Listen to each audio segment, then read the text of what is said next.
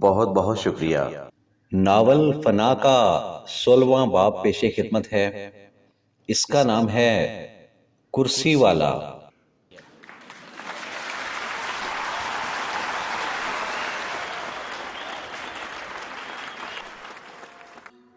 Chanan by अपने झूला में लेटी हुई थी, मगर उसकी नजरें दरवाजा की हिलती हुई जंजीर पर गड़ी थीं। इसी असना में मलका बाहर से तेज तेज कदम उठाती हुई बरामदा तक पहुंच गई। फिर जैसे ही वो अपने कमरा की तरफ जाने लगी, चानन बाई की आवाज ने उसके कदमों में एक जंजीर डाल दी। मलका। मलका के उठते हुए कदम वहीं पर रुक गए। ये तू आज चल कैसे रही है? चानन बाई ने उस पर एक कड़वी नजर डालकर कहा। मलका ने इस पर नजरें चुरा लीं और बोली, मैं तो रोज इंजी चलती हूँ अम्मा। चानन बाई ने इस पर घूर कर उसकी तरफ देखा और फिर एक एक लफ्ज चबाकर कहने लगी, मगर पहले तो ऐसे नहीं चलती थी जैसे आज तेरे कदम उठ रहे हैं। तो क्या अब तू पैरों की जुबान भी समझने लगी है अम्मा? क्या कहते हैं मेरे पैर? मलका ने मुज़क्का अमेज अंदाज अपना लिया। चानन बाई ने इस पर गौर से उसके पैरों की तरफ देखा और फिर कहने लगी, अब ये इस घर में रुकने के नहीं। मलका के चेहरे का रंग उड़ गया। फिर वह खुद को संभाल कर कहने लगी, तू अपनी खुशी से मुझे शहर भेज क्यों नहीं देती? चानन बाई के चेहरा पर अचानक एक मुसरत सी फैल गई, जैसे मलका ने उसके दिल की बात कह दी हो। मैं तुझे 100 बारी शहर भेजने पे राजी हूँ मलका, मगर उस दीवाने शुमाइल के साथ नहीं। तो फिर मैं अकेली शहर कैसे जा सकती हूँ? मलका ने उससे सवाल किया। चानन बाई कहीं दूर तक कर कहने लगी, कौन कहता है तू शहर अकेली जाएगी? जरूरत पड़ी तो मैं खुद तेरे साथ चल पड़ूंगी। इस पर मलका खुशी से उछल पड़ी, सच अम्मा? एक रोज मैं भी शहर में होंगी। हाय, कब आएगा वो दिन जिस रोज तूने उससे शादी के लिए हाँ भर ली? समझ, उसी रोज वो दिन तेरे लिए चढ़ गया। मेरी शादी? पर किससे? मलका हकलाई। चानन बाई ने एक नजर अपने दिल का शाथों की मखरूती उंगलियों पर डाली और बोली, तू नहीं जानती उसे, है मेरा एक वो पुराना जानने वाला, पछाड़ने वाला। उसका बेटा है वो? मलका ने बेचैनी से पूछा। चानन बाई के दिल का शौंठों पर एक मुस्कुराहट सी खिल उठी। फिर वो हंस पड़ी, नहीं, वो आप ही सबका पुत्र भी है और प्यो भी। सजावल एक खिड़की के सामने मेज पर झुका हुआ मट्टी की 4 मूर्तियों को बड़े गौर से देख रहा था, जिनके दरमियान एक दुल्हन नमा गुड्डी पड़ी थी। फिर वो उन मूर्तियों को धमकी देकर कहने लगा, ओए दुश्मनों, तुम सारे इसी तरह मुंह चुक के तकते रह जाओगे और सजावला दुल्हन नमा गुड्डी उनके दरमियान से उठाकर रियाना को उठाकर 7 समुंदर पार कर जाएगा। गुड्डी उठाते ही वो फिर उन मूर्तियों की तरफ मतवज्जा हो गया। चंगी तरह सोच लो, तुम सब ने अकलियां कलियां मरना है या तुम सबको इकट्ठी मौत आनी है? अचानक चलते कदमों की चाप गूंज उठी और उसका मुंह चढ़ा मुलाजम चंद तारा मुरली कमरा के अंदर दाखिल हो गया। सजावल ने अपना रुख उसी की तरफ फेर दिया और कहने लगा, तुझे कितनी बारी समझाया है चंद तारा मुरली, जब मैं अपने कमरे में दुश्मनों से गल कर रहा हूं तो इधर किसी ने नहीं आना। मेरा आना जरूरी हो गया था सजावल सरकार। चंद तारा मुरली के मुंह से निकल गया, क्यामत टूट पड़ी है या कोई बला अपने घरों बाहर निकल आई है, यही समझ लें सरकार, और ये रुक्का पढ़ लें। चंद तारा मुरली ने हाथ में उठाया हुआ रुक्का सजावल के हाथ में देकर कहा। सजावल ने वो रुक्का खोलने से पहले नाक पर रख लिया और कहने लगा, ओए, इसमें से तो मुझे पापे की खुशबू आ रही है ना। पापा अभी अपने चिल्ले से बाहर नहीं आया?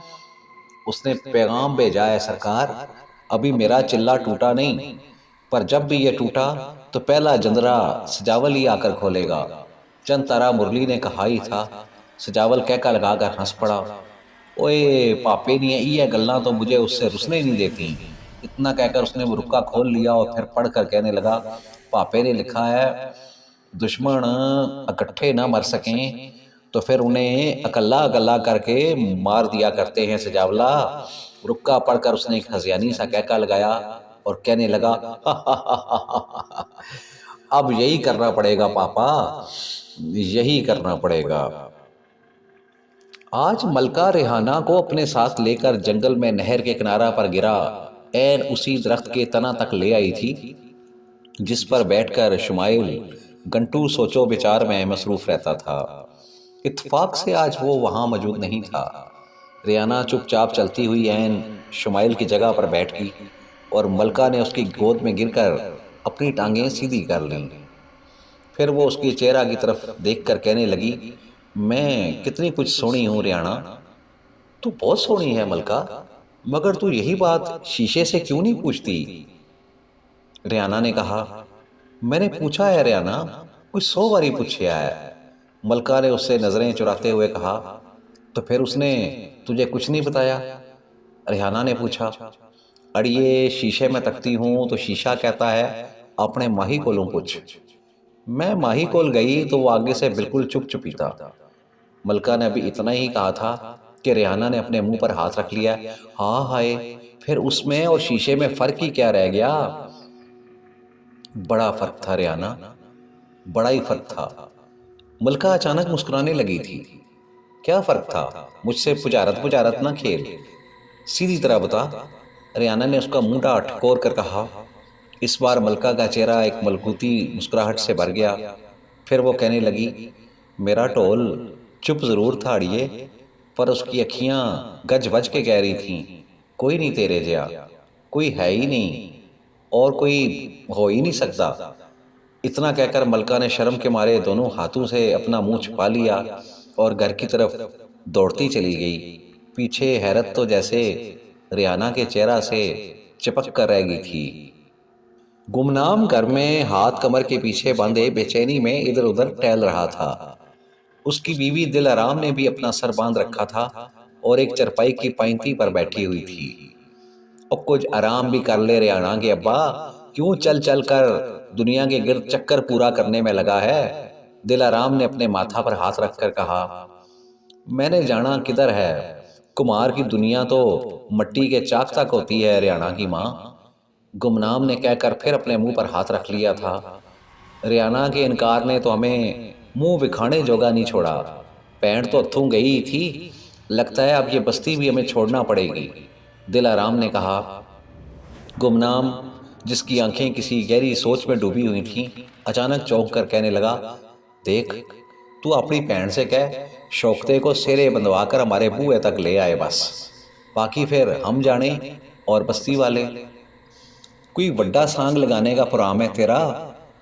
तो जो रेहाना ने उस वेले भी इनकार कर दिया तो फिर खूह में ही छाल मारनी पड़ेगी हमें, दिलाराम ने हाथ झटक कर कहा, जैसे उसे ये तरकीब बिल्कुल पसंद ना आई हो। ओए नहीं, खूह में छाल हमें नहीं मारनी पड़ेगी। मैं पूरी बस्ती को अपने घर पर इकट्ठा कर लूंगा और मुझे यकीन है इतने सारे लोगों के सामने रेहाना को भी इनकार की जरूरत नहीं होगी। ना तुझे यकीन है खूह में छाल हमें नहीं मारनी पड़ेगी? दिलाराम ने हाथ नचाया। हाँ मुझे यकीन है, गुमनाम ने सीना तान कर कहा। फिर तुझे एक गल का यकीन हाले तक नहीं आया रेहाना ने अब्बा? दिलाराम ने कहा। ओ पलिए लोके, किस गल ना यकीन? इस गल का यकीन के छाल में मऊ पीऊ से ज्यादा तावली औलाद होती है, दिलाराम ने कहा ही था कि गुमनाम का मुंह खुला का खुला रह गया। डाखाना में बैठा पोस्ट मास्टर चिराग अली की आंखें सौदागर की कोई बात सुनकर फटी की फटी रह गई थीं। फिर उसने इन्हीं फटी फटी आंखों के साथ कहा, ओए तू इन सारों को मार देगा सौदागरा? सौदागर ने अपनी बारी मूंछों को एक पल दिया और बोला, कोई एक भी बच गया ना चरा गया तो फिर सौदागर किसने आखड़ा है मुझे? इस पर चिराग अली कहने लगा, ना तेरे दुश्मन कोई सजावले नहीं बनाइया, मूर्तियां तो नहीं ना जिन्हें तू हाथ लाएगा तो वो फीती फीती हो जाएंगी। ओए इस बारी मैंने हाथ ही इतना पक्का डालना है किसी को फड़कन का मौका भी नहीं मिलेगा। सौदागर का लहजा फैसला कुन था। तेरे ख्याल में तेरे हथों पहली मौत किसको आनी है? चिराग अली ने पूछा। इस पर सौदागर सीना तान कर कहने लगा, मता कोई पुल पलेखा लग जाए चिरागिया, मेरे रजिस्टर में हर दुश्मन का नाम पहले नंबर पर लिखा है। पर एक गल तो भूल गया है सौदागरा, चिराग अली ने कहा ही था, कि सौदागर चौंक उठा। ओ केड़ी ओए, बंदा लख दुश्मनों के नां रजिस्टरों में डालता फिरे, पर एक रजिस्टर मौत के अपने कॉल भी होता है। बात खत्म करके चिराग अली ने फिर कोई सरकारी रजिस्टर खोल लिया और उसमें लिखा कोई खाता चेक करने लगा।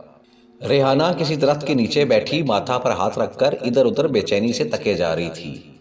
फिर उसे एक तरफ से मलका अपनी तरफ आती हुई नजर आ गई, जो खुद भी अपने आगे पीछे तकती हुई उसी की तरफ आ रही थी। कहाँ रह गई थी तुम? इतनी देर से यहाँ बैठे बैठे मेरा तो खून खुश्क हो गया था। रेहाना मलका को तकते ही उस पर बरस पड़ी। माँ को देख रही थी, बड़ी मुश्किल से उसे सुलाकर यहाँ पहुंची हूँ। पास बैठते ही मलका ने अपनी फूली हुई सांसों के साथ कहा, हाँ अब बोल, हुआ क्या है? मलका ने अपना सांस बहाल होते ही पूछा। क्या बताऊं, वही अम्मा अब्बा की चकचक, मैं तो तंग आ गई हूँ। मैंने नहीं करनी शौकते से शादी। रियाना ने अपना सर पकड़कर कहा, मेरा ख्याल है लड़का ठीक है, तकिया पा लिया है, घर का है। मलका ने उसे छेड़कर कहा। इस पर रियाना ने उसके बाल पकड़ लिए और फिर उन्हें खींचकर बोली, मलका की बच्ची, मेरी जान पर बनी है और तुझे अटकेलियां सूझ रही हैं, जान से मार दूंगी। बाल छोड़, बाल छोड़, बताती हूँ इसका हल। मलका की चीख पर रेहाना ने उसके बाल छोड़ दिए। मलका कहने लगी, तक रेहाना, शौकते से शादी तू नहीं करना चाहती, यहाँ के जागीरदारों की शक्लें तू नहीं तकना चाहती, आखिर तू करेगी क्या? क्या है तेरे दिमाग में? मैं अब वही करूंगी जो इससे पहले कभी नहीं किया।